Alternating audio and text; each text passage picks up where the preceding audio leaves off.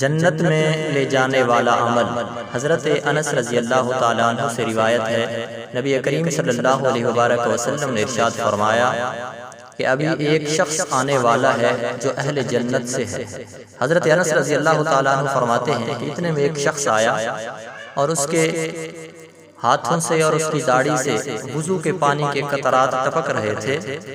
اور بائیں ہاتھ میں اس نے اپنا جوتا لٹکایا ہوا تھا۔ اور وہ دن گزرا، دوسرے دن پھر پیارے آقا صلی اللہ علیہ وآلہ وسلم نے یہی ارشاد فرمایا کہ اہل جنت سے ایک شخص آئے گا اور تم اسے دیکھو گے۔ تو دوسرے دن بھی وہی شخص اسی حالت میں، یعنی اس کے اعضاء سے وضو کے پانی کے قطرات ٹپک رہے تھے اور اس کی داڑھی سے بھی پانی کے قطرات ٹپک رہے تھے، اور بائیں ہاتھ میں اس نے جوتا اٹھایا ہوا تھا۔ تیسرے دن پھر پیارے آقا صلی اللہ علیہ وآلہ وسلم نے یہی ارشاد فرمایا کہ اہل جنت میں سے ایک شخص آئے گا اور عنقریب تم اسے دیکھو گے۔ تو تیسرے دن بھی وہی شخص پیارے آقا صلی اللہ علیہ وآلہ وسلم کی بارگاہ میں حاضر ہوا۔ تو حضرت عبداللہ ابن عمر بن عاص رضی اللہ تعالیٰ عنہ فرماتے ہیں کہ میں اس شخص کے ساتھ چل دیا اور میں نے اس سے کہا کہ میرا گھر والوں سے جھگڑا ہو گیا ہے، اور میں نے قسم کھائی ہے کہ 3 راتیں میں اپنے گھر نہیں آؤں گا، اور 3 راتیں اگر تم مجھے اپنے ساتھ رکھنا چاہو تو اجازت دے دو۔ تو اس شخص نے کہا ہاں میں تجھے اپنے ساتھ ہی رکھنا چاہتا ہوں۔ تو حضرت عبداللہ ابن عمر بن عاص رضی اللہ تعالیٰ عنہ اس شخص کے ساتھ چلے گئے۔ تو جب رات کا وقت ہوا، معمول کے مطابق وہ شخص عشاء کی نماز پڑھنے کے بعد سو گیا اور صبح کی نماز پڑھنے کے لیے اٹھا۔ حضرت عمر بن عاص رضی اللہ تعالیٰ عنہ فرماتے ہیں کہ اس نے رات کے حصے میں کوئی ایسا عمل نہیں کیا کہ جو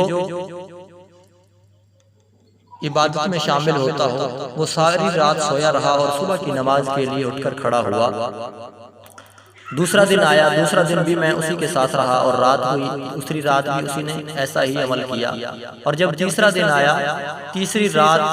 بھی اس نے کوئی عمل ایسا نہیں کیا جو عبادت میں سے ہو، لیکن اس نے 5 وقت کی نماز کے علاوہ اور کوئی عمل ایسا نہیں کیا تھا۔ تو جب تیسرا دن ہوا تو حضرت عبداللہ ابن عمر بن عاص رضی اللہ تعالیٰ عنہ فرماتے ہیں کہ میں واپس جانے لگا تاکہ میں اپنی منزل کو پہنچوں، اور میں نے اس کے بارے میں کچھ عمل کا گمان کیا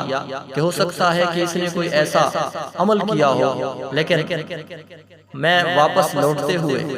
پھر میں اس شخص کے سامنے گیا اور کہا کہ میں تیرے ساتھ اس وجہ سے آیا تھا کہ میرا کوئی اپنے گھر والوں سے جھگڑا نہیں تھا، کیونکہ پیارے آقا صلی اللہ علیہ وآلہ وسلم نے تیرے بارے میں ارشاد فرمایا تھا کہ یہ اہل جنت سے ہے۔ 3 مجلسوں میں حضور کا ارشاد تھا کہ یہ اہل جنت سے ہے، اور اس وجہ سے میں تمہارے ساتھ آیا تاکہ میں تمہارا عمل دیکھ سکوں کہ کون سا ایسا عمل تو نے کیا ہے کہ جس کی وجہ سے پیارے آقا صلی اللہ علیہ وآلہ وسلم نے تجھے جنتی ارشاد فرمایا ہے۔ تو حضرت ذی وقار اس شخص نے کہا کہ تو نے میرا عمل دیکھا ہے جو میں نے کیا ہے، کہ میں نمازیں پڑھتا ہوں اور اللہ کا ذکر کرتا ہوں، اس کے علاوہ میرا کوئی عمل نہیں ہے، لیکن ایک میرا عمل ایسا ہے جو کسی کو معلوم نہیں کہ وہ میرے دل کا عمل ہے کہ میرے دل کے اندر کسی مسلمان کے لیے بغض، کینہ، حسد نہیں ہے۔ تو اس وجہ سے یہ مجھے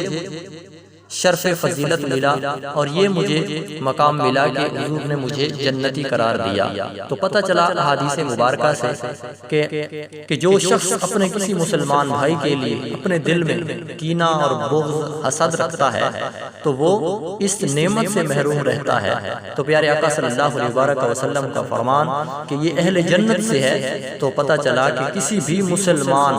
کے لیے جو ہے اپنے دل میں بغض، کینہ اور حسد نہیں رکھنا چاہیے۔ اللہ تبارک و تعالی ہمیں عمل کی توفیق عطا فرمائے۔